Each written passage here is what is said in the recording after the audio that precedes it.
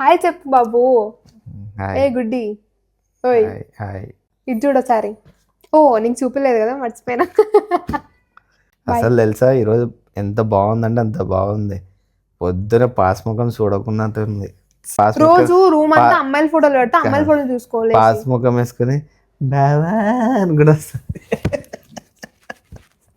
అవి కళ్ళు ఉన్న ఒకటి లేకున్నా ఒకటి మొత్తం చీకటి అయిపోయింది నేను చేసుకున్నప్పటి నుంచి. బియా బియా చీ పంది.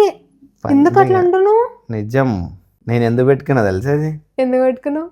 నీ ముఖం చూసి చూసి కళ్ళు వేడెక్కిపోయినాయి. అసలు అంత పని చేస్తలేవు కళ్ళు. అంటే అందుకే నన్ను చూడకుండా ఉన్నీకే పెట్టుకున్నావా? నిజంగా కళ్ళు పీకేపిస్తాపా. లేనంత మంచిది. చీ అసలు ఇలాంటి వాడికి దేవుడు కళ్ళు ఇవ్వడం కన్నా కళ్ళు లేని వాళ్ళు కళ్ళు ఇవ్వడం బెటర్. నా జీవితంలో ఏం కోల్పోయినా అని ఇది పెట్టుకున్నాక అర్థమవుతుంది. అంటే అంటే ఏం కనిపిస్తుంది నీకు అది పెట్టుకుంటే? మొత్తం కైలాసం వైకుంఠం అన్నీ కనిపిస్తున్నాయి. నన్ను చూడకుంటే అన్నీ కనిపిస్తాయి నీకు? ఆ, నన్ను చూస్తే అన్నీ కనిపించాలి నీకు. దీన్ని చూస్తే పాతాళ భైరవి, రక్తపింజరి ఇవి కనిపిస్తున్నాయి. నువ్వు కళ్ళు తెరిచిందాక నన్ను చూడకూడదు. నన్ను చూసినావు ఇంకో స్పాట్ లో పీక్ పడేస్తాను నేను. అలా జీవితంలో ఎవరికైనా ఏం కావాలా? మోక్షం కావాలా? ఇది పెట్టుకుంటే నా మోక్షం కనిపిస్తుంది ఆల్రెడీ. చల్లగా ఉంది.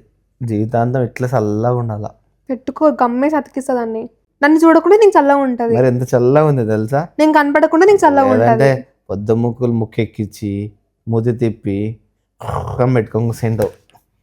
ఆ మూతి చూడలేకనే సగం జీతం అయిపోతుంది నాకు.